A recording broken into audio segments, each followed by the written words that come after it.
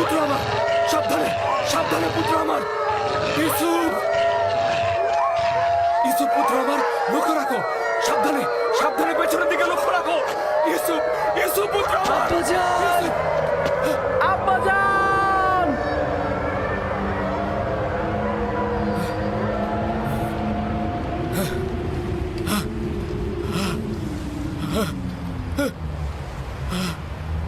ইউসুফ, ইউসুফ, সতর্ক সতর্ক থাকো। ইউসুফ পুত্র আমার, সাবধানে সাবধানে ছেড়ে দাও, ছেড়ে দাও আমার পুত্রকে, ছেড়ে দাও, ছেড়ে দাও, ছেড়ে দাও। সতর্ক সতর্ক থাকো। নেকড়েদার, ছেড়ে দাও, ছেড়ে দাও আমার পুত্রকে। জনাবে আলী, জনাবে আলী, জাগ্রত হন জনাবে আলী। কি হয়েছে, কি হয়েছে খোদা নবী? কোনো খোয়াব দেখেছেন? আপনি কি ভীতিকর কোনো খোয়াব দেখেছেন? ভীত হওয়ার মতোই খোয়াব ছিল। কয়েকটা নেকড়ে একটি শিশুর পিছু নিয়েছিল। আমি তাকে বাঁচাতে পারছি না। নেকড়েগুলো তাকে ছিন্ন ভিন্ন করে খাবার জন্য ধাওয়া করতে করতে একটা গর্তের মধ্যে ফেলে দিল। ওই শিশুটি কে ছিল? তাকে চিনতে পেরেছেন? দূরে ছিল, তাই ঠিক মতো চিনতে পারিনি। তবে তার গঠনটা অনেকটা ইউসুফের মতোই ছিল।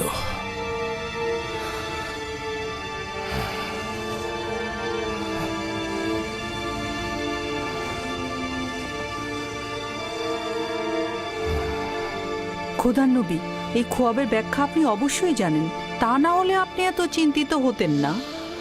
পালা মুসিবত ইয়াকুবের খানদানে ওত পেতে আছে।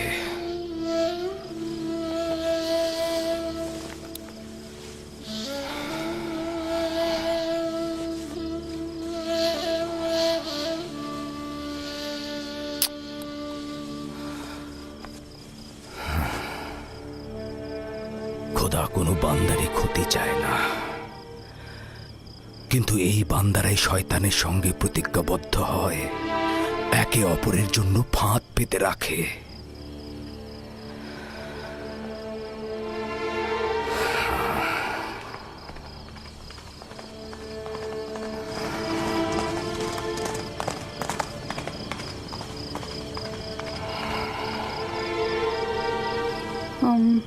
জনাবে আলী, খোয়াব দেখলে আসলে শান্ত থাকতে হয়, আপনি একটু বিশ্রাম নিন।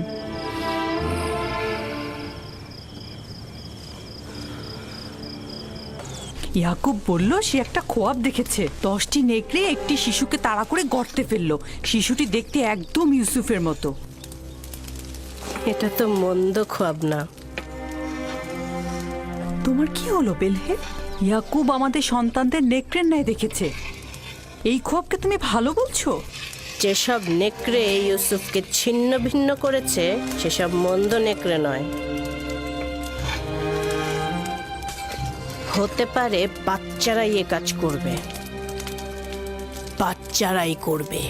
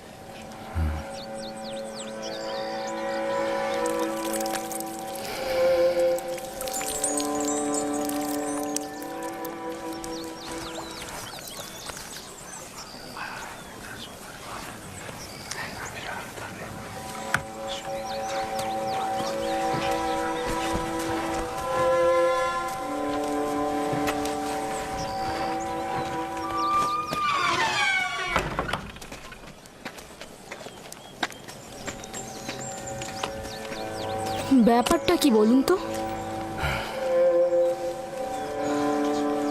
ধারণা করছি জানতে পারবো।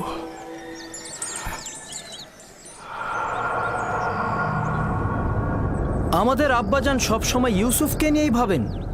এমনকি রাতের বেলা তাকে নিয়ে স্বপ্ন নাকি দেখেন। যেখানেই যান তাকে সঙ্গে করে নিয়ে যান, আর ঘুমালেও তাকে সঙ্গে করে নিয়ে ঘুমান। বেহুদা কথা বলো কেন ইয়াহুদা? আমরা তো এখনো সঠিক জানি না যে আব্বাজান কি খোয়াব দেখেছে।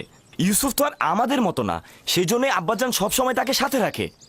যেখানেই যাক সাথে নিয়ে যায় আর তার সাথেই ঘুম পাড়ায়। ভাইজান, আমরা ঠিক মতোই জানি আব্বাজান কি খোয়াবে দেখেছেন। আব্বাজান খোয়াবে দেখেছেন আমরা সবাই হচ্ছে এক একটা নেকড়ে, আর সেই নেকড়েগুলো ছিন্ন ভিন্ন করছে ইউসুফকে। সালাম আব্বাজান। সালাম। তোমাদের এটা একদম উচিত হবে না যে কোনো কথাকে নিজেদের মতো করে বানিয়ে নেয়া।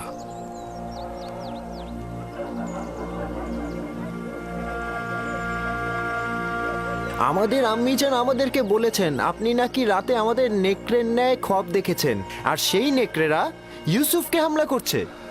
এটা একদম সত্য নয়। আমি গত রাতে একটা খোয়াব দেখেছি, এটা সত্য। খোয়াবে দেখেছি কিছু নেকড়ে একটি বাচ্চা ছেলেকে তাড়িয়ে নিয়ে বেড়াচ্ছে। সেই নেকড়েগুলো না তোমাদের মতো, আর বাচ্চাটি না ইউসুফের মতো। আমি তো কারো চেহারাই দেখিনি। হ্যাঁ, 10টা নেকড়ে মানে বোঝাই যাচ্ছে আমরা 10 জন। আমি তো নেকড়েগুলোর সংখ্যা স্বপ্নে গুনে দেখিনি। তোমরা কোথা থেকে জানলে যে নেকড়ে 10টাই ছিল?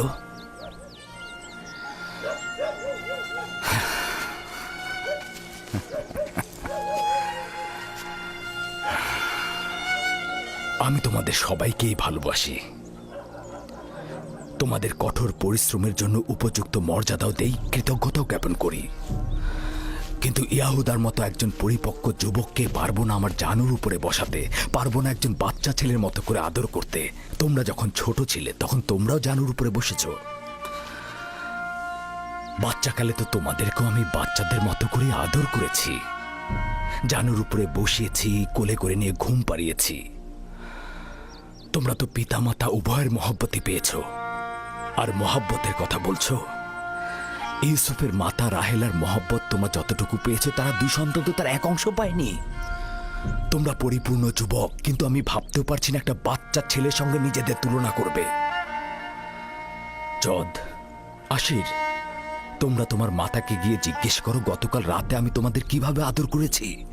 হ্যাঁ, গত রাতে আমি জেগেছিলাম, দেখলাম আমার মাথায় হাত বুলিয়ে দিচ্ছেন আর আমার গায়ের কাঁথাটা টেনে দিলেন। পূর্বেও তোমাদেরকে অনেকবার বলেছি, তোমাদের কথা ও চিন্তার মধ্যে আমি পরশ্রী কাতরতা লক্ষ্য করছি।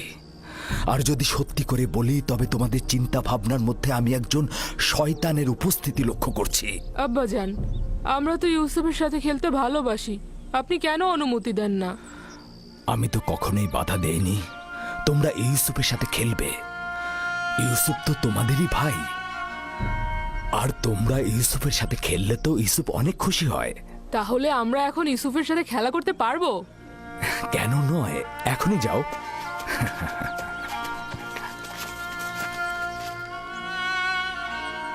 তোমরা কি আজ ভেড়াগুলো নিয়ে বের হবে না?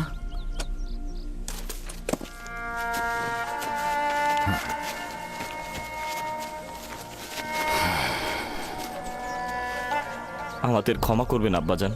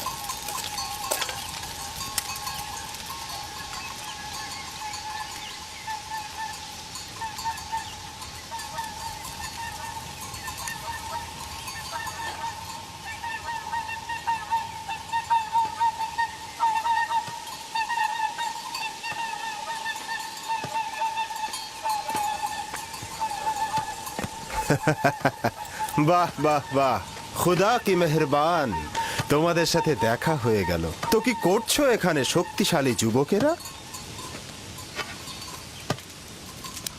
আমাদের দুপুরের খাবারের জন্য দুধ গরম করছি। বাহ বাহ বাহ, খুব ভালো। তো তৃপ্তি সহকারে খাও। এই তুমি কে? আর এখানে কি চাই? আমি প্রতিবেশী গ্রামের অধিবাসী। রাখালি আমার কাজ নয়, তবে ভেড়াগুলোকে মাঝে মাঝে এখানে চড়াতে নিয়ে আসি।